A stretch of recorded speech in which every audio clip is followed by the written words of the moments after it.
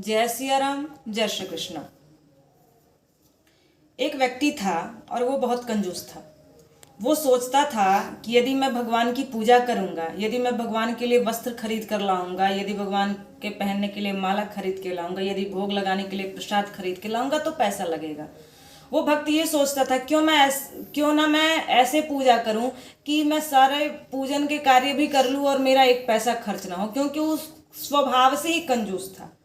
उसकी कंजूस वाली प्रवृत्ति थी।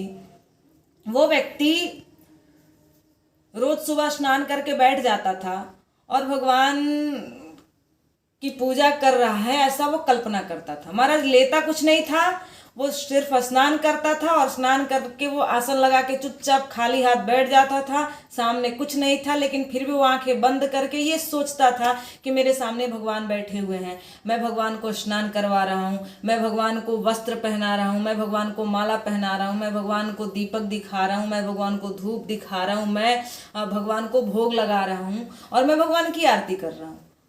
वो सुबह शाम रोज स्नान करके ऐसे मानसिक पूजा किया करता था।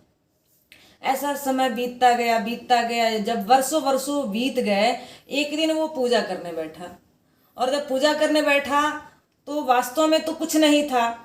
वो स्नान करके आता है और आंखें बंद करके बैठ जाता है, सामने कुछ भी नहीं है। वो सोच रहा है कि मैं भगवान को स्नान करवा रहा हूँ, मैं भगवान को माला पहना रहा हूँ, मैं भगवान को तिलक लगा रहा हूँ, मैं भगवान को वस्त्र पहना रहा हूँ, मैं भगवान को धूप दीप दिखा रहा हूँ। और उसके बाद उसने भोग लगाने के लिए जैसे विचार किया, वो सोच रहा है कि आज मैं प्रसाद लाना, भोग लाना, मिष्ठान लाना मैं भूल गया बाजार से। घर में जो मिश्री रखी हुई, क्यों ना मैं मिश्री का भोग लगा दूं। मिश्री का डब्बा वो मन से खोल रहा है, वास्तव में तो कुछ भी नहीं है। वो मिश्री का डब्बा खोल के उसमें हाथ डालता है और मिश्री निकालता है। वो सोचने लगा कि मुट्ठी में मिश्री ज्यादा आ गई है, क्यों ना इसको मैं आधा कर दूं, आधा बच जाएगा तो मैं शाम को भोग लगा दूं। क्योंकि वो कंजूस प्रवृत्ति का था, स्वभाव से कंजूस था।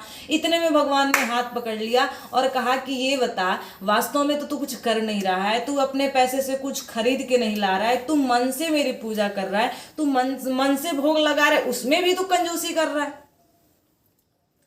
कहने का भाव ये है कि आप विचार करिए कि महत्वपूर्ण ये नहीं है कि वो स्वभाव से कंजूस था, महत्वपूर्ण ये नहीं है कि वो बाजार से कुछ नहीं खरीद के लाता था, केवल वो विचार करता था। महत्वपूर्ण ये है कि मानसिक पूजा में भी प्रभु प्रकट होकर उसके हाथ को पकड़ लेते हैं। तो वो ये विचार करने योग्य बात है कि मानसिक पूजा का कितना प्रभाव है कि भगवान के दर्शन हो गए उस भक्त को। इसलिए जीवन में यदि ऐसी परिस्थिति आए कि आप भगवान की पूजा नहीं कर पा रहे हैं तो मन से भगवान का सुमिरन, मन से भगवान की आराधना, मन से भगवान का पूजन जरूर करें। जय सिया राम, जय श्री कृष्ण।